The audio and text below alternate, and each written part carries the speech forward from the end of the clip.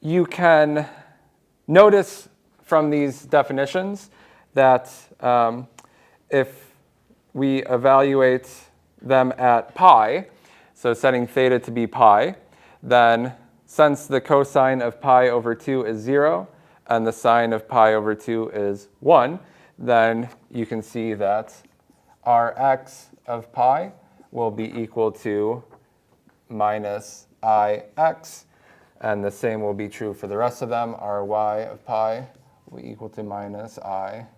Rz of pi is minus Iz.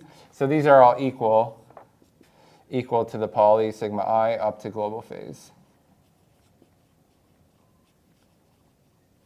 This gives us another way to interpret what each Pauli matrix is doing on the Bloch sphere. If you remember, we introduced the Bloch sphere. This tells us that these Pauli operators are 180-degree rotations, so pi radians, 180-degree rotations, about whatever axis on the Bloch sphere. So let me briefly remind you of the Bloch sphere. So we have the z-axis, the x-axis, and the y-axis, x, y, z. The 0 state is at the north pole. The 1 state is at the south pole. And each one of these Pauli matrices will be a rotation about the corresponding axis by 180 degrees. So for example, if you apply a RZ rotation about any angle, then you'll be rotating around the z-axis, which is the vertical one going up and down on the board.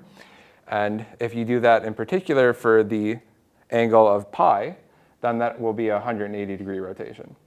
Okay? So the same will be true for all of the other axes, x, y, and z. And this gives you a sort of way to sort of fully navigate around the Bloch sphere. By the Pauli matrices themselves, you can argue geometrically what they do. And then for the rotation gates, about any angle. I'll briefly remind you with the Bloch sphere that it's useful to know the x-coordinate is always trace of rho x. The y-coordinate is always trace of rho z, y. And the z-coordinate is always trace of rho z. This holds always. It holds for the state rho being pure, meaning it's on the surface of the Bloch sphere, but it holds for states which are mixed, which are on the interior of the Bloch sphere. So it's helpful to reason about these things. There's also like online visual aids that you could use, but you should be able to work through all the math of this to understand what's going on very well for a single qubit and how it can be rotated about any of these axes.